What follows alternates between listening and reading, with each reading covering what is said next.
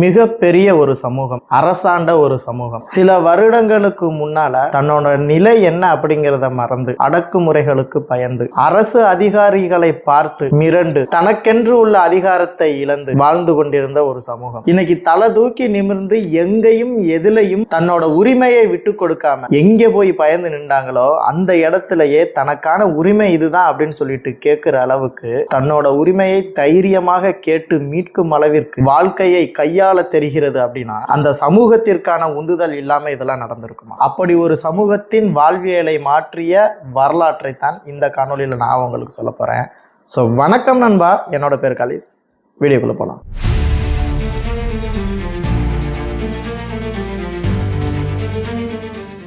எனக்கு விவரம் தெரிஞ்சு கிட்டத்தட்ட 2016க்கு முன்னாடி வரையிலுமே ஒரு சின்ன குறிப்பு, இந்த வீடியோ இருக்குல்ல, இந்த வீடியோ பார்ப்பவர்களின் மனநிலையை பொறுத்தது. அது வரைக்கும் தன்னுடைய நிலையை மறந்த ஒரு சமூகம், தன்னோட வேலை இதுதான் அப்படின்னு சொல்லிட்டு அந்த வேலையை மட்டும் பார்த்துக்கிட்டு இருந்த காலம். இப்போ ஒரு கிராமம் இருந்துச்சு அப்படின்னா அந்த கிராமத்துல ஏதாச்சும் ஒரு பிரச்சனை நடக்குது அப்படின்னா அது கூட வேணாம், தனக்குன்னு ஒரு பிரச்சனை நடந்தா கூட காவல் நிலையம் செல்லக்கூடிய ஒரு சிச்சுவேஷன் ஏற்பட்டுச்சு அப்படின்னா ஏதோ கொலை குற்றம் பண்ண மாதிரியான ஒரு பயம் ஒவ்வொரு மனிதர்களுக்குள்ளேயும் இருந்துச்சு. இப்படி இருந்த காலகட்டத்தை மாற்றியதுதான் அந்த ஒரு பெயர். ஸ்லோகம்னு சொல்லலாம், நம்பிக்கைன்னு சொல்லலாம், மந்திரம்னு சொல்லலாம், இப்படி என்ன வேணாலும் சொல்லலாம். அந்த வார்த்தை தான் கே செல்வகுமார். இதை பத்தி பேச ஆரம்பிக்கும் போது இந்த வீடியோவை பார்த்துக்கிட்டு இருக்க ஒரு சில பேர் இவன் ஏதோ காசு வாங்கிட்டான்டா, காசு வாங்கிட்டு பேசுறான்டா அப்படிங்கிற ஒரு எண்ணம் வரட்டும், பரவாயில்ல. இது என்னோட மனநிலைக்கு பட்ட ஒரு விஷயத்தை இந்த வீடியோல பகிர்ந்துக்கணும் அப்படின்னு சொல்லிட்டு அந்த எண்ணத்துல நான் இந்த காணொலியை பகிர்ந்துகிட்டு இருக்கேன். ஏன்னா இந்த சமூகம் எவ்வளவு பிரச்சனைகளை சந்திச்சுக்கிட்டு இருக்கு அப்படின்னு சொல்லிட்டு ஒவ்வொரு நாளையும் நம்ம பார்த்துக்கிட்டு இருக்கோம். ஸோ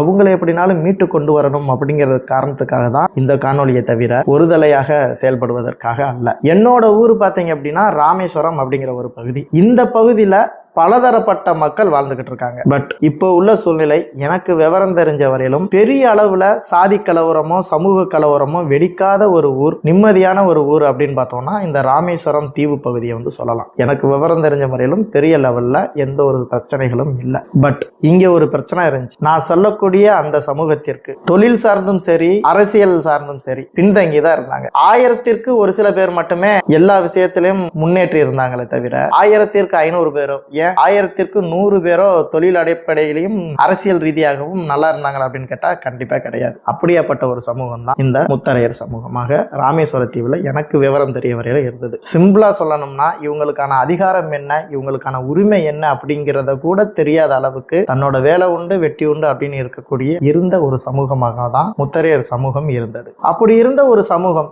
இன்னைக்கு 2025 2026 பிறக்க போகுது.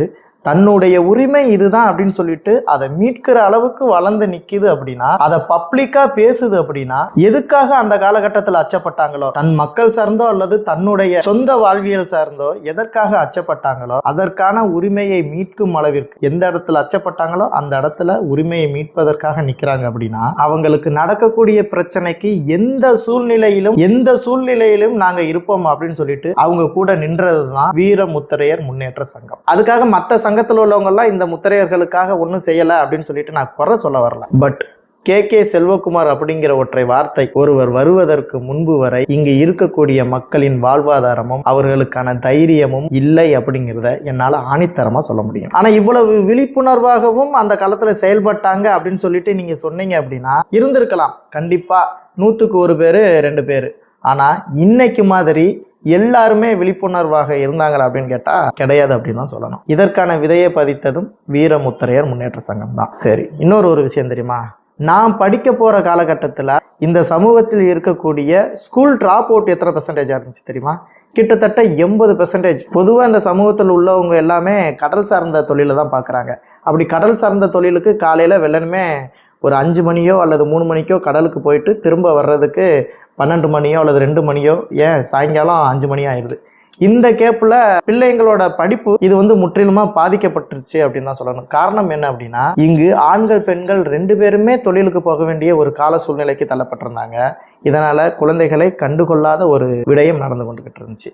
ஆனா இப்போ இன்னைக்கான நிலைமையில அந்த ஸ்கூல் டிராப் அவுட் 80%இருந்து 20% குறைஞ்சிருக்கு அப்படின்னா அதற்கான காரணமும் வீரமுத்திரையர் முன்னேற்ற சங்கம் தான். ஏன்னா இவங்க வாயில மட்டும் பேசிட்டு போற ஒரு சங்கமா இல்லாம ஒவ்வொரு கிராமத்திலும் இருந்து களப்பணி பார்த்து அந்த மக்களுக்கான இன்னல்கள் என்ன, அந்த மக்களுக்கான தேவை என்ன அப்படிங்கிறத பூர்த்தி செஞ்சு முதல் கட்டமாக படிப்பு தான் முக்கியம் அப்படிங்கிறத உணர்த்தி அந்த சமுதாய மக்களில் இருக்கக்கூடிய குழந்தைகளை மாணவர்களை படிப்பதற்காக பல விஷயங்களை களத்துல இருந்து பண்ணாங்க. நான் ஒரு பக்கம், அவர் ஒரு பக்கம், இவர் ஒரு பக்கம், எனக்கு ஒண்ணுனா கேட்க நாதியே இல்லை. இப்படிலாம் இருந்த காலகட்டத்துல எனக்கு ஒண்ணுனா அவனும் சரி இவரும் சரி கேட்டு வர்றாங்க அப்படின்னா அதற்கான காரணம் ஒவ்வொரு ஊரா சென்று இந்த இடத்துலனா இந்த சமுதாய மக்கள் இருக்காங்க, எல்லாரும் ஒற்றுமையா செயல்பட்டு நம்மளுக்கான பிரச்சனைகளை நம்ம தான் தீர்க்கணும், நம்மள ஒருத்தனுக்கு பிரச்சனை வருது அப்படின்னா அதை நம்ம தட்டி கேட்கணும் அப்படின்னு சொல்லிட்டு ஒவ்வொரு ஊராக சென்று களத்தில் இறங்கி போராடியதும் வீரமுத்திரையர் முன்னேற்ற சங்கம் தான். இவங்க ஒரு கொள்கை வச்சிருந்தாங்க, என்னன்னா வரலாற்றை மறந்த சமூகம் வரலாற்றை படைக்க முடியாது. இந்த கொள்கையை செயல்படுத்துற விஷயமா பல விஷயங்களை செஞ்சாங்க. அதுல ஒண்ணுதான் கிட்டத்தட்ட 16 பெரும்போர்களில் வெற்றியை மட்டுமே கண்டு தன்னிச்சையாக செயல்பட்ட அரசன் சுவரன்மாரனுடைய வரலாற்றை, நம்ம சொல்லியிருந்த வரலாற்றை கூட, இவர் சோழன் என்பதை நிரூபித்த வரலாற்றை கூட மக்கள் மத்தியில இது சேரட்டும் அப்படின்னு சொல்லிட்டு ஒவ்வொரு மேடையாகவும் சரி அவருடைய இன்ஸ்டாகிராம்லையும் சரி போட்டு நம்ம சார்ந்த மக்கள் எல்லாருமே பார்க்கணும் அப்படின்னு சொல்லிட்டு ஒவ்வொரு இடத்திலையும் அதை பகிர்ந்து சென்றது வீரமுத்திரையர் முன்னேற்ற சங்கம் தான். நம்ம மக்கள் எல்லாத்தையும் ஒண்ணு சேர்த்தாச்சு அப்படின்னு சொல்லிட்டு மட்டும் ஒதுங்கி போயிடாம மக்களை ஒண்ணு சேர்த்தாச்சு, அந்த மக்களுக்கான பிரச்சனையை கண்டறிஞ்சாச்சு. அப்ப அந்த பிரச்சனையை சரி செய்யணும் அப்படின்னா அரசாண்ட ஒரு சமூகம் இன்னைக்கு அரசாட்சினா என்னன்னு தெரியாத அளவுக்கு அரசியல்ல துளியும் நாட்டம் இல்லாம அரசியல்ல கிடைக்கக்கூடிய நலத்திட்டங்கள் ஒன்றும் போய் சேராத அளவிற்கு இருந்த இவங்களை இதோட விட்டுறக்கூடாதுன்னு சொல்லிட்டு அரசியல்லையும் நம்ம இருக்கணும் அப்படின்னு சொல்லிட்டு அரசியலையும் நம்ம கால் தடம் படிச்சிடணும் அப்படின்னு சொல்லிட்டு 2023 தமிழர் தேசம் கட்சி அப்படிங்கிற ஒரு கட்சியை ஆரம்பிச்சு இன்னைக்கு எப்படியாச்சும் நம்ம மக்களுக்கு நல்லது செஞ்சிடணும் அப்படின்னு சொல்லிட்டு அரசியலையும் நுழையிறதுக்காக போராடிக்கிட்டு இருக்காங்க வீரமுத்திரையர் முன்னேற்ற சங்கத்துல உள்ளவங்க. மறுபடியும் சொல்றேன், மற்ற சங்கங்களை நான் குறை சொல்லணும் அப்படின்னு சொல்லிட்டு சொல்லல. மற்ற சங்கங்களும் அந்தந்த சமூகத்தில் இருக்கக்கூடியவங்களுக்கு நல்லதுதான் பண்றாங்க, நான் இல்லைன்னு சொல்லல.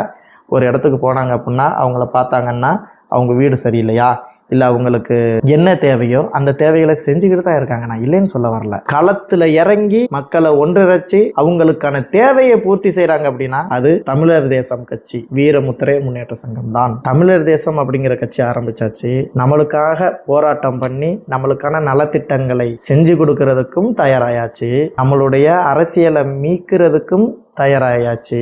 நான் ஏற்கனவே சொன்ன மாதிரி நம்மளுக்கான நம்பிக்கையை கொடுத்த அவங்களுக்கு நம்ம தயாராகியாச்சா? இல்லை, இன்னமும் தயாராகலை.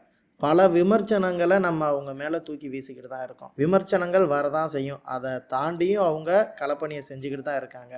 பட் நம்ம செய்ய வேண்டியது யாரை ஏதோ விமர்சனங்கள் பண்ணுறாங்க அப்படின்னு சொல்லிட்டு விட்டுறாமல் நம்மளுடைய உரிமையை மீட்டெடுக்கிறதுக்காக அவங்களுக்கு கண்டிப்பாக நம்ம சப்போர்ட் பண்ணி தான் ஆகணும். ஒரே ஒரு வாட்டி நம்மளுடைய உரிமையை மீட்டெடுக்கிறதுக்காக நம்ம எல்லாரும் சப்போர்ட் பண்ணி தான் ஆகணும். 25 ஜனவரி 2026 அரசியல் மீட்பு மாநாடு திருச்சியில நடக்க போகுது. 3 கோடி மக்கள் தொகை இருக்கிற இந்த சமூகத்துல குறைஞ்சது ஒரு 50 லட்சத்துல இருந்து 1 கோடி பேர் அந்த இடத்துல கூடி நம்மளுடைய பலத்தை காமிச்சு நம்மளுடைய அரசியலை மீட்க நம்ம எல்லாரும் தயாரா இருந்து அவங்களுக்கு உறுதுணையா இருக்கணும் அப்படிங்கறத இந்த இடத்துல நான் சொல்லிக்கிறேன். இதை சொல்றது சாதாரணமா நான் ஒன்னும் சொல்லிடல. ஏன்னா முதலமைச்சர் இருந்த மேடையிலேயே தனக்காக பேசாம, தன்னை பெருமைப்படுத்தி பேசாம தன்னுடைய மக்களுக்காக ஒரு கடைக்கண்ணை காட்டுங்க அப்படின்னு சொல்லிட்டு முதலமைச்சர்கிட்டே கேட்டு தன் மக்களுடைய வயிற்றையும் நிறைக்கணும் அப்படின்னு நினைச்ச தலைவனை கைவிடலாமா? அந்த ஜாதி இந்த சாதின்னு சொல்லிட்டு ஏற்றத்தாழ்வு இல்லாம அனைத்து சாதிக்கும் அனைத்தும் கிடைக்க வேண்டும் என நினைக்கக்கூடிய தமிழர் தேசம் கட்சிக்கு ஆதரவு கொடுங்க அப்படிங்கிறத நான் இந்த காணொலி மூலியமா நான் கேட்டுக்கிறேன். ஒரே ஒரு விஷயத்தை மட்டும் நான் வச்சுக்கிறேங்க, அரசியலில் இவங்களை வெற்றி பெற வைப்பது அவர்கள் சம்பாதிப்பதற்காக இல்லை, நம்மளுடைய நிலை மாறுவதற்காக அப்படிங்கிறத ஞாபகம் வச்சுக்கிட்டு செயல்படுவோம், வெற்றி பெறுவோம்.